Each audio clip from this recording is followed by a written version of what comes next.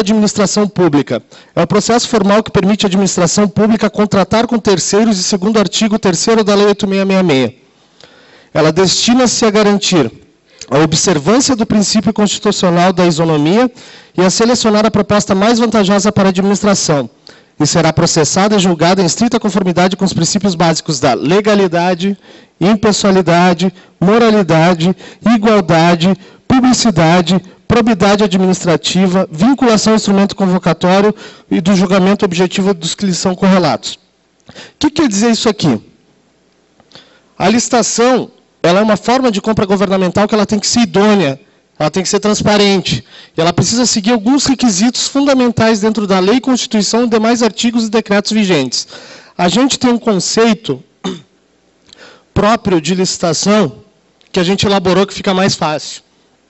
É o procedimento administrativo mediante o qual a administração pública seleciona a proposta mais vantajosa para o contrato de seu interesse. Vantajosa não quer dizer somente preço, quer dizer também tecnologia, quer dizer benefício, quer dizer custo-benefício. Então, isso não quer dizer só redução de custo, tá?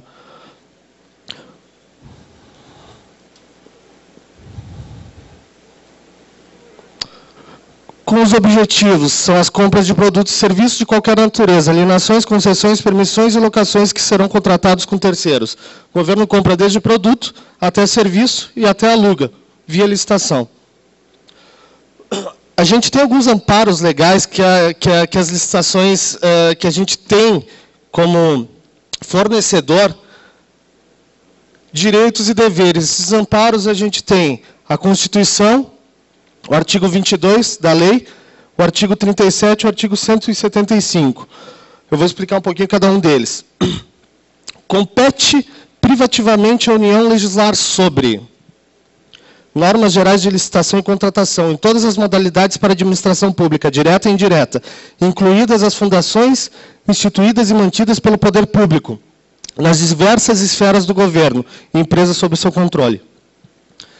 A União é obrigada a fazer licitação para comprar desde agulha até aeronaves. Então, hoje, aquela história, vou tentar uma elegibilidade de R$70 mil, vou tentar uma dispensa de licitação. Até pode, mas tem um número X. E a dispensa de licitação e outras formas de compra, elas são modelos e modalidades de processos licitatórios. Eu vou explicar um pouquinho cada uma delas depois.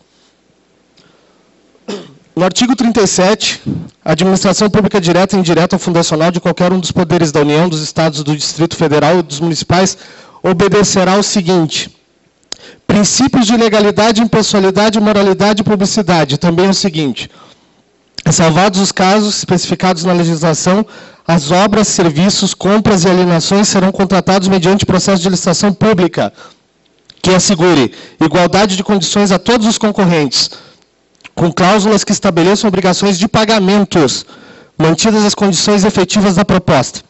O que eu quero dizer aqui? Dentro da Constituição Federal, no artigo 37, mostra que o governo é obrigado a pagar qualquer tipo de licitação. O que acontece muitas vezes é que muitas revendas têm medo de participar de licitações. Poxa, o governo não paga. Negativo, ele paga, ele é obrigado. Muitas vezes a gente não sabe como fazer um recurso administrativo para poder cobrar aquilo. Vocês pegam uma prefeitura de um município pobre, que tem pouca arrecadação de IPTU. Essa prefeitura consegue arrecadar uma verba para investimento em informática. Quando ela precisa comprar equipamentos, e a conta de luz dela às vezes veio mais alto que aquilo, para onde vocês acham que ela vai definir a verba inicial dela, se teve uma pouca arrecadação? Ela vai no que ela não pode perder. Ela empurra esse fornecedor de lado e vai pagando. O problema é que a gente muitas vezes não sabe como usar a lei para cobrar esse tipo de situação. E muitas vezes, esses editais que saem no Diário Oficial e que a gente participa, a gente não conhece a fonte de recurso. A fundação, não sei do que, lá do Amazonas, vou entrar na licitação. Muita calma. Se você não sabe a fonte de recurso que está sendo envolvida, analisa se o órgão tem uma boa captação de impostos. Então, isso tudo influencia, tá?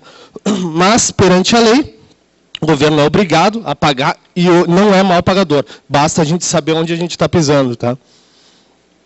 Legalidade, impessoalidade, moralidade e publicidade, todas têm que ter um prazo legal para publicação em edital, todas têm que obedecer o critério do conhecimento de todos os fornecedores e todas têm que ser transparentes.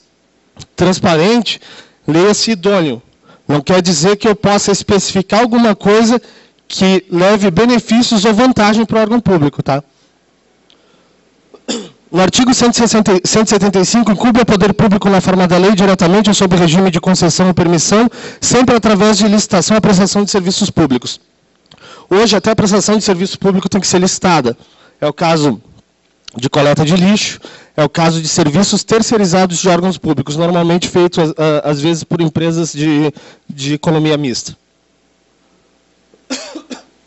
Aqui a gente vai entrar um pouquinho sobre as modalidades de licitação. É uma coisa que algumas revendas, às vezes, não sabem diferenciar os tipos de compra pública. E é uma coisa bem interessante, para quem não conhece, saber um pouquinho o que é cada modalidade. A gente vai ter uma modalidade de pregões, que se divide em eletrônico e presencial. No eletrônico, aí ele vai estar regido sobre a Lei 8.666, sobre o Decreto 3.555, que legisla exclusivamente sobre a parte eletrônica de pregões, e a Lei 10.520. Por que eu explico isso? Sempre que algum fornecedor tiver um problema em uma licitação, o pregoeiro me desclassificou porque o meu produto dava 10% a menos do que ele exigia. Se aquilo está em edital, esqueça. Agora, o pregoeiro me desclassificou porque achava que meu produto... Tu tem a lei. Tudo que é dúvida que um fornecedor tem, prazo de entrega, condição de pagamento, pedido de prorrogação de entrega, tudo isso que ajuda o fornecedor dentro de uma licitação, a gente vai encontrar dentro desses decretos e leis. Toda dúvida que a gente precisa tirar está ali. Qual que é o nosso papel dentro da ADN? Tentar entender a necessidade de vocês e traduzir isso da melhor forma para que vocês não tenham que compilar toda uma legislação. A gente já sabe alguns caminhos. Dentro do presencial, a gente vai ter a Lei 8.666, que também rege os pregões presenciais, tá? A gente vai ter a Lei 10.520, que rege tanto presencial quanto eletrônico. E o Decreto 5.450, que legisla exclusivamente sobre pregões presenciais. Depois, fora os pregões, a gente vai ter a dispensa de licitação, que é uma modalidade de compra também. Eu vou explicar um pouquinho dela depois. Carta convite, tomada de preços, concorrência, concurso, leilão e inexigibilidade. Eu vou explicar um pouquinho de cada uma delas agora. Dentro da dispensa de licitação, o conceito dela dentro da Lei 8.666, artigo 24. Tudo isso que a gente tira daqui é dentro da lei, tá? É o processo de licitação onde a administração pública tem o objetivo de dispensar o uso das modalidades legais de licitação.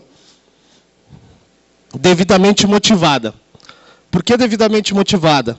Nenhuma dispensa é aprovada pelo jurídico sem ter uma motivação formal.